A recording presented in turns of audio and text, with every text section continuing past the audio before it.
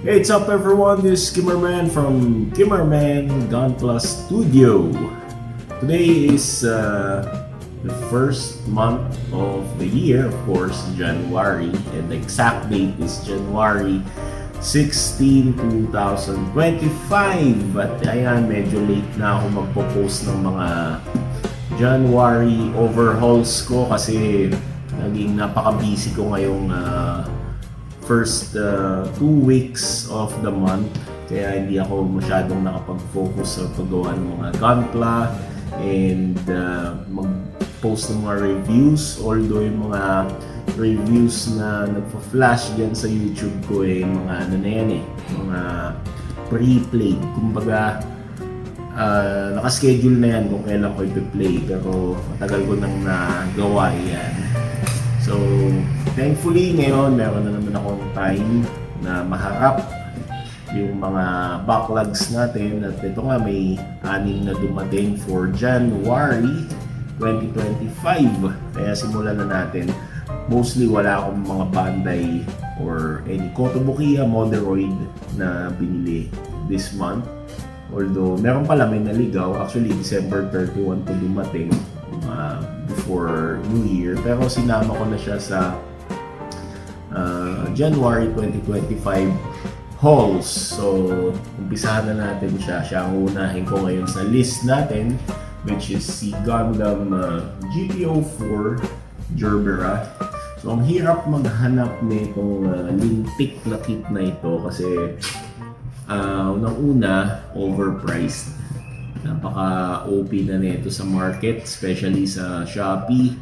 Kung makakita ka man nito, mga nasa 4,000 pataas ang ang bentahan. So, ako medyo, since RE ito, Reborn 100, parang hindi sulit yung pera ko sa ganun although talagang mahirap siyang hanapin.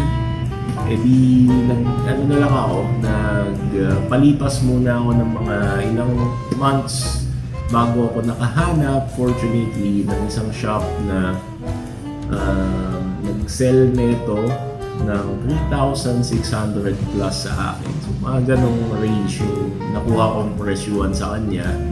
And thank goodness na rin sa mga vouchers na nagamit ko. So, 3,600 plus lang ito. So this is my first Bandai kit for this year, GP04 Gerbera. So gusto ko to gusto ko yung design niya, although hindi siya master grade, pero para na rin siyang in between the master grade and high grade na datingan. At makukomplento ko na rin yung aking GP series na mga kits, although wala lang din yung GP02 kasi ayoko ng mga kontrabida, gusto ko mga bida-bida, gusto ko mga Jollibee na mga characters, mga bida-bida lang. So yan, meron na ako nung GP01 at saka yung GP01 FD plus si GP03. Ito yung susunod natin, si GP04 Gerbera from Bandai. Okay, so after Bandai, meron tayong another Gundam line model kit here. Pero hindi siya Bandai. This is the band 8824 or yung Gundam Red Zeta. At nabili ko naman ito syempre sa tropa natin na si Hobby King or si Hobby 168. Actually, isang store lang daw yun So, tropa natin dyan, si Mr. Wan, Hobby Wan. Thank you very much for selling this to me at napakamura. Actually, 948 pesos ko nabili. From 1,000 pesos na discount ako ng 50 or 52 pesos. Thank you very much, Hobby Wan. At actually, hindi ako mahilig sa mga sa mga Zeta kits. Pero parang naangasan ako sa datingan kasi nung Gundam Gray Zeta. Unfortunately, based sa reviews na nakakita ko, yung Gray Zeta ng Daban is marami yatang issues. Correct me if I'm wrong. Kung maraming issues, let me know dyan sa comment section, pakilagay. That's why I chose this Red Zeta kasi medyo okay naman daw ang build. Eto, wala daw issues. Hopefully, let's see. We will see. At to be honest, I was planning to buy the Bandai for both kits dun sa gray and red Zeta. Pero sabi ko parang hirap hanapin. Tsaka ang mahal. So, medyo tipid-tipid na rin kasi ako eh.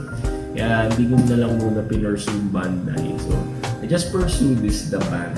Tingnan natin yung quality. Although sa ibang reviews naman, okay naman yung build experience nila dito sa 8824. Sige, pagbigyan natin yung the band dito. Let's check this and tingnan natin mga reviews. Tingnan yung gagawin ko reviews soon if sipagi na naman ako. Okay, so second is this 8824 or yung Gundam Red Zeta.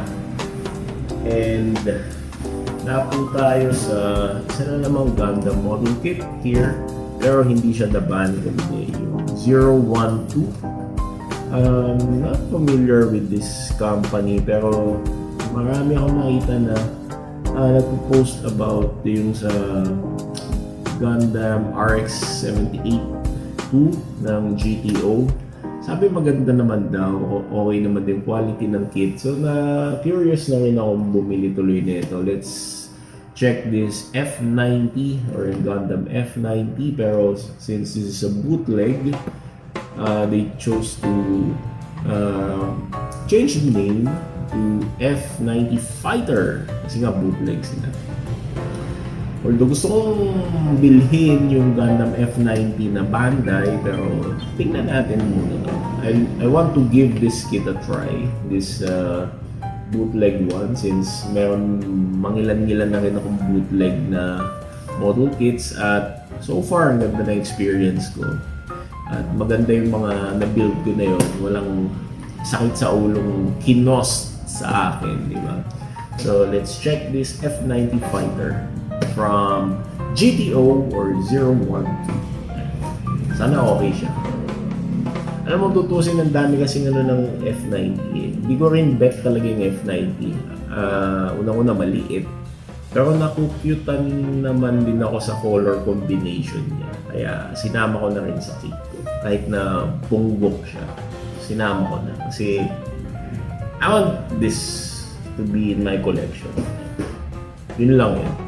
And another bootleg na meron ako dito is yung Zoids Shield Liger. Ito yung ating model kit from BT. And nabili ko rin to kay Hobby Wang. Thank you so much, Hobby Wang, for selling this to me at a very affordable price of 950 pesos. As much as I like Zoids, to be honest, I really like Zoids. Ang mahal kasi, ang mahal na sa Kotobukiya. At saka, hindi ako na-satisfied sa Tiger Zero na nabili ko from Kotobukiya. So, mahal nung pagkabili ko sa kanya, pero ang daming loose parts. Ewan ko kung anong problem yung kit. Anyway, nung binubuo ko yun, yung Liger Zero ko na yun, okay naman, pero katagalan nagkakaroon ng mga looseness dun sa ibang parts niya. So, wala pa akong time ayusin yun. Tinatamad pa ako. But since I like Zoids at gusto kong makamura, I will try this bootleg here, this BT model. At nakita ko naman sa mga reviews, okay naman yung datingan daw ng kit na to. Well, we will see kung okay nga. So, include na natin to sa collection natin. Then, for the last two here, I have this, ito muna tayo, isa dito, from Round Culture, another third-party kit na naman from China, which is yung Yunsheng. Ito yung parang, akala ko transformable kit to, pero di naman. Kasi itong kit na to is, as far as I know, it's like an airplane or parang Boeing type of plane with the combination sa isang yung mga saints ng Chinese, yung mga monk or saint na figure ng mga Chinese. So they made it as a mecha combined with some aspects ng aeroplano. So siguro pinaplano nila itong gawing transformable kit, pero since hindi nila kaya pang gawin yung ganung klaseng transformable kit for this kind of company, so inano lang nila, in-integrate nila yung dalawang concept na yun into this kind of model kit. So this is non-transforming, but this is good as far as I see in the picture and sa reviews ng kit na ito. Okay naman, ang ganda. Yun lang, may parang awkward yung itsura niya kasi ang laki masyado ng mukhang malaki tingnan yung proportion sa upper body, pero dito sa lower body parang punggo. So, parang hindi siya ganun kaganda tingnan yung sa shelves presence for me. So sige, just give this a try kasi medyo nagugustuhan ko na rin talaga yung mga third party kits pang alis din ng umay sa Gundam at other models. So I give this Y20 Yunsheng a try for my collection. And last but not the least, the reason I bought Charon, although ayoko talaga yung Charon, is to see kung okay naman yung quality ng mechacore industry.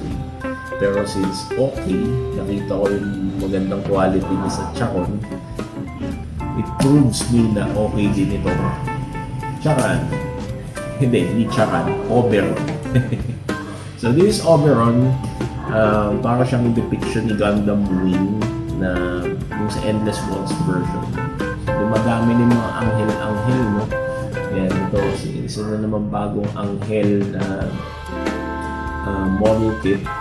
May kapakpak na si Gundam Wing. Kapakpak. Ayan, tapos ang ganda ng shield niya. Gusto ko dito kasi yung shield. Then yung rifle niya, unique. Pwede mo lagyan ng beam saber effect parts kasi doon din nakasabit yung kanyang beam sabers. At ang galing kasi parang siyang integration ng Gundam Wing Endless Waltz tsaka ng Strike Freedom Gundam. So meron ditong gold parts, tapos ayan may silhouette ng Gundam Wing, tapos yung isa pa niyang features dito yung mga parang extra dragoons niya na mukhang pluma ni Jose Rizal, yung panulat ni Rizal. So parang ito yung dragoons naman, depiction ng Strike Freedom. So ang ganda, parang ganun yung kanyang sense para sa akin. So ayan, pinili ko si Oberon kasi I much like the appearance of this one over kay Gundam Strike Freedom. So, pinagpipilihan ko yung yung Gundam Strike Freedom na bootleg over this one.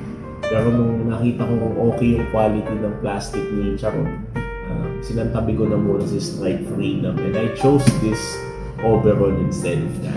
I hope tama naman yung decision ko. Kaya, anyway, kung hindi naman siya okay, edi, well, baka gawin kong gift sa friends ko. So this is Kimmerman from Kimmerman Gunpla Studio. At to, balik ulit tayo, balik pang-kolekta, balik pag-gawa ng hobby. Kaya happy building guys, and enjoy lang. No brand wars, regardless kung bootleg or original kits yan. As long as you are happy building kit, yun ang importante. Sulit ang pera, sulit ang pagod, at masaya ang mata. Okay? God bless, goodbye, take care. Masalama, auf Wiedersehen. Paalam sa inyo lahat.